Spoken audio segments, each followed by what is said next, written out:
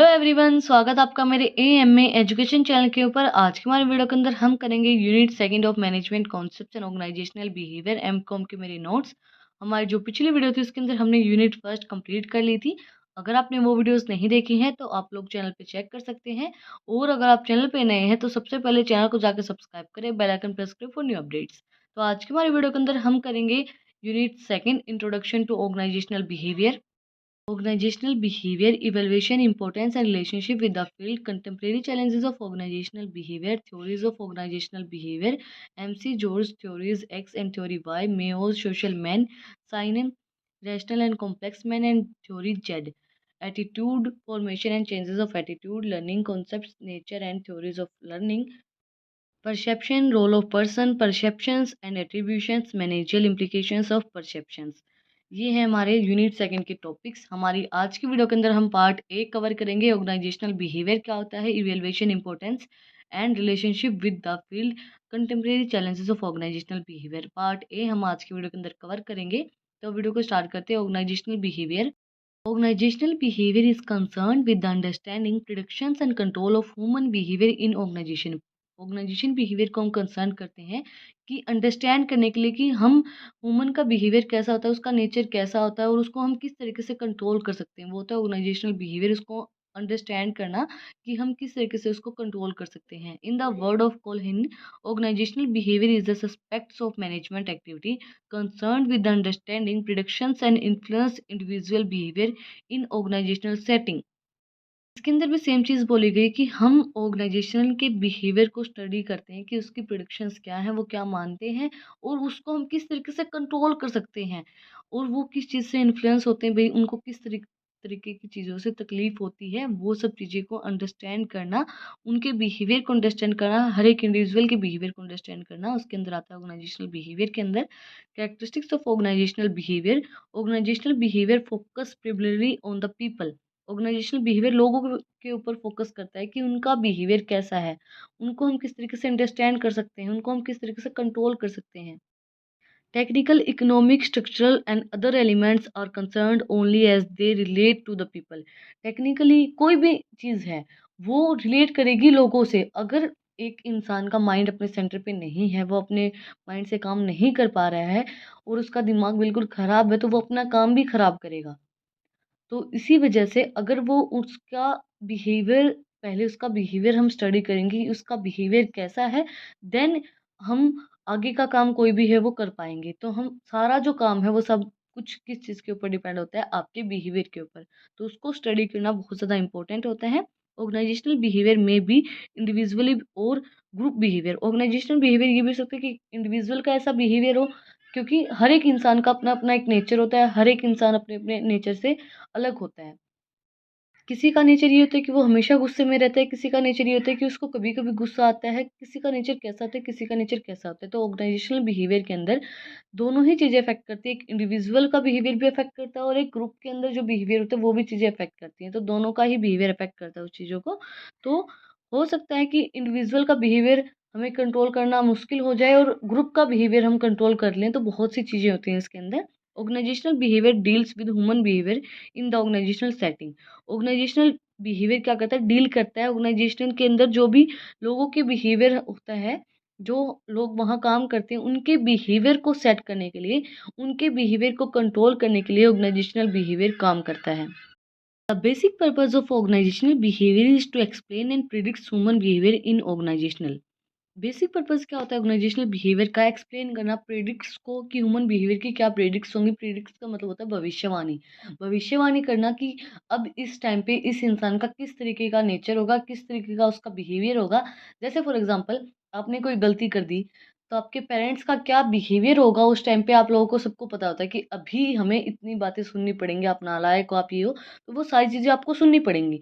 और आपके मार्क्स कम आए उस टाइम पे आपको पता है कि आपके पेरेंट्स का बिहेवियर क्या होगा। आप पहले ही भविष्यवाणी कर लेते हो कि हाँ, अभी मेरे पेरेंट्स का ये नेचर होगा, इस तरीके का वो रिएक्ट करेंगे। तो प्रिडिक्स का मतलब होता है भविष्यवाणी करना कि ह्यूमन का बिहेवियर कैसा होगा इस टाइम पे एक ऑर्गेनाइजेशन के अंदर। Organizational behaviour is a dynamic rather than a static concept. Organizational behaviour एक डायनेमिक नेचर के अंदर होता है। डायनेमिक का मतलब होता है गतिशील। गतिशील मतलब चेंज होता रहता है, चलता रहता है। ऑर्गेनाइजेशनल बिहेवियर स्टैटिक कॉन्सेप्ट का नहीं होता है। ऑर्गेनाइजेशनल बिहेवियर चेंज होता रहता है। एक इंसान का बिहेवियर सेम तो रहता नहीं है, चेंज होता रहता है। तो उसी टाइप से ऑर्गेनाइजेशनल का जो बिहेवियर होता है वो चेंज होता रहता है। Evaluation of organization, evaluation is generally concerns as an essential and important tool of improving management. Evaluation of organizations or organizational evaluation is a systematic process for obtaining or getting valid information about performance of an organization and factors that generally affects these performance. हम इसके अंदर consider करते हैं कि हमारी जो management है उसको इम्प्रूव करने के लिए क्या चीज़ें इंपॉर्टेंट रहेंगी, क्या चीज़ें हमें यूज़ करनी चाहिए। ऑर्गेनाइजेशनल के बिहेवियर को अंडरस्टैंड करने के लिए, अपनी जो उनकी परफॉर्मेंस है उनको इम्प्रूव करने के लिए क्या क्या चीज़ें हमारे अफेक्ट करेंगी और क्या उनकी परफॉर्मेंस को इम्प्रूव करने में हेल्प करेंगी। Importance of evaluation, it is needed to ensure whether objective and goals being be established are achieved or not. ये ज़रूरी है चीज़ों को इवेलुएट करना कि जो हमने ऑर्गेनाइजेशन के गोल बनाए थे वो अचीव हुए हैं या नहीं हुए हैं, उनको देखना कि वो अचीव हो पा रहे हैं या नहीं हो पा रहे हैं। तो इवेलुएशन बहुत ज़्यादा ज़रूरी है। It is needed to ensure that organisation is adapting new environments, changing technology and even changing in other internal variables so as to efficiently utilise available resources. ज़रूरी है कि ऑर्गेनाइजेशन ने अगर कोई भी नई इन्वायरमेंट को अडॉप्ट किया है, चेंज किया है, तो उस चेंज को देखना कि वो इफ़ेक्टिवली यूज़ हो रहा है, नहीं हो रहा है, वो हमारे रिसोर्सेज़ जो अवेलेबल रिसोर्सेज़ हैं उनको इफ़ेक्टिवली यूज़ हो पा रहा है, नहीं हो पा रहा है। उन सब चीज़ों को चेक करना, इवैल्यूएशन बहुत ज़्यादा ज़रूरी है। हर चीज़ की इवैल्यूएशन बहुत ज़्यादा ज़रूरी है। कोई भी चीज़ है, जैसे फॉर एग्ज़ाम्पल आप स्टडी कर रहे हो, तो आपकी इवैल्यूएशन भी बहुत ज़्यादा ज़रूरी है कि आपको कितना आता है। उन सब चीज़ों को भी अंडरस्टैंड करना, it is needed for different modes of to better fulfill and complex need to clients of incentives। बहुत ज़्यादा ज़रूरी है डिफरेंट मोड्स के अंदर फुलफिल करना आपकी जो भी नीड्स हैं क्लाइंट्स की, इंस्टीट्यूट्स की, इन सब चीज़ों को। Challenges and opportunities of organisational behaviour, क्या क्या चैलेंजेस हैं, क्या क्या अपॉर्चुनिटीज़ हैं ऑर्गेनाइजेशनल बिहेवियर की। First was improving people skill, लोगों की स्किल्स को इम्प्रूव करता है ऑर्गेनाइजेशनल बिहेवियर। आपकी बिहेवियर कैसा है और आप बहुत ज़्यादा चीज़ें सीखते रहते हो, नई नई चीज़ें आप लोग सीखते रहते हो, तो वो सब चीज़ों को इम्प्रूव करता है ऑर्गेनाइजेशनल बिहेवियर। आपका इन्वायरमेंट चेंज होगा, आपको नई चीज़ें सीखने को मिलेंगी, तो वो आपकी क्या करेगा, स्किल्स को इम्प्रूव करेगा, आपको कुछ ना कुछ नया सीखने को मिलेगा। Technology change, structural change, environmental change are accelerated at a faster rate in the business field. Business field के अंदर टेक्नोलॉजी चेंज होती रहती है, स्ट्रक्चर चेंज होता रहता है, इन्वायरमेंट चेंज होता रहता है, तो उन सब चीज़ों के चेंज होने से आपकी स्किल्स को इम्प्रूव होती हैं। Some of managerial skills under listening skills, motivation skills, planning organising skills, leading skills, problem solving skills, decision making skills. आपकी बहुत सी जो स्किल्स होती है वो चेंज होती रहती हैं। और आप अगर किसी भी ऑर्गेनाइजेशन के अंदर काम करते हैं तो आपकी स्किल्स के अंदर डे बाय डे चेंजेस आएंगे। आप लोग देखना, अगर आपकी टेक्नोलॉजी चेंज होगी तो आपको नई नई चीज़ें सीखने को मिलेंगी, आपका इन्वायरमेंट चेंज होगा तो भी आपको नई नई चीज़ें सीखने को मिलेंगी, आपको प्लानिंग करने को मिलेगी। आपका डिपार्टमेंट चेंज हो गया तो आपको डिपार्टमेंट के अंदर आपको और भी अलग अलग चीज़ें सीखने को मिलेंगी। तो एक ऑर्गेनाइजेशन के अंदर आप कुछ ना कुछ नया से नया सीखते रहते हो और वो आपकी स्किल्स को इम्प्रूव करता है। Improving quality and productivity, productivity को अगर आपकी स्किल्स इम्प्रूव होंगी तो आपकी जो प्रोडक्टिविटी है उसको भी इम्प्रूव करने में वो हेल्प करेगा। Quality is a sense to which the customers are use believes the products और services suspects their needs and extensions. Quality को इम्प्रूव करने में हेल्प करेगा। For example, a customer who purchase a automobile has certain expectations, one of which is that automobile engine will start when it is turned on। Automobile engine खरीद रहा है वो, तो automobile engine तभी start होगा जब वो ऑन किया जाएगा। अगर वो ऑन नहीं होगा तो इंजन स्टार्ट नहीं होगा, तो उसकी प्रोडक्टिविटी को इंक्रीज करने में वो हेल्प करता है। Total quality management, TQM, total quality management is a philosophy of management that is driven by the concerns attentions of a customer, satisfying through the continuous improvement of organizational process. Total quality management जो product की quality होती है उसको बिल्कुल manage करके चलती है, continuous improvement रखती है उसके ऑर्गेनाइजेशनल प्रोसेस के अंदर, उसकी क्वालिटी के अंदर, उसकी क्वालिटी को बिल्कुल भी कम नहीं होने देती है।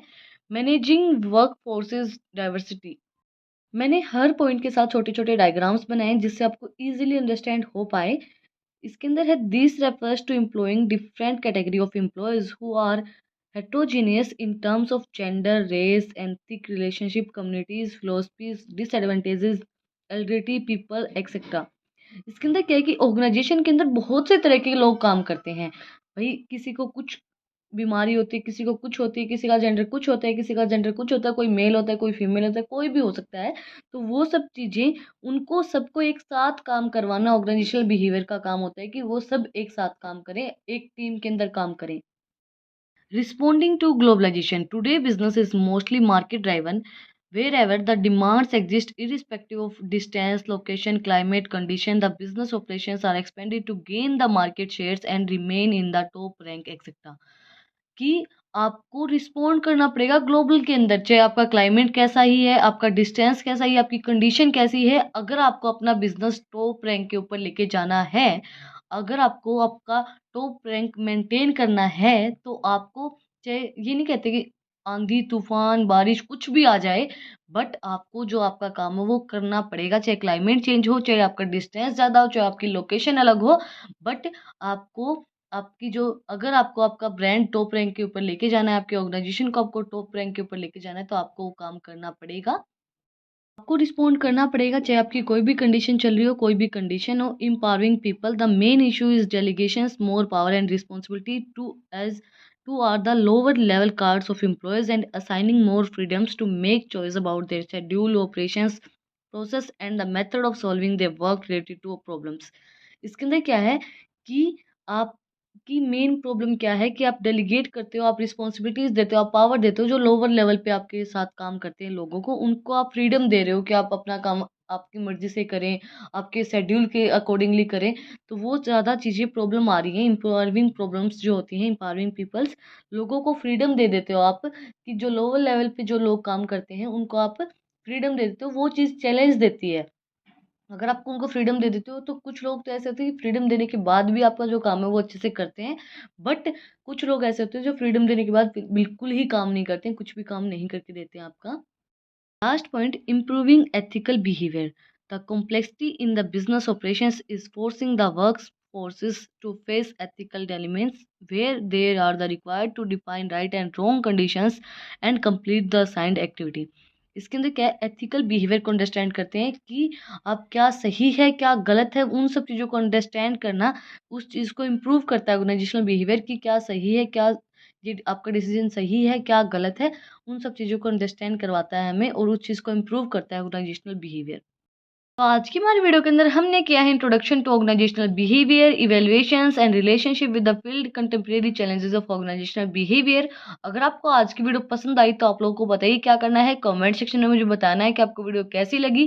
कोई भी डाउट है तो वो भी आप लोग कमेंट सेक्शन में मुझसे पूछ सकते हैं, क्योंकि इससे मुझे बहुत ज़्यादा और भी इंटरेस्ट बनता है मेरा कि मैं आप लोगों के लिए और भी नए नए टॉपिक्स के ऊपर वीडियोस लेके आऊँ, और आप लोग बताना कि मेरी जो ड्राइंग्स थी बीच में वो आपको कैसी लगी। फिर मिलते हैं एक नई वीडियो के साथ, एक नए टॉपिक के साथ। Thank you for watching my video.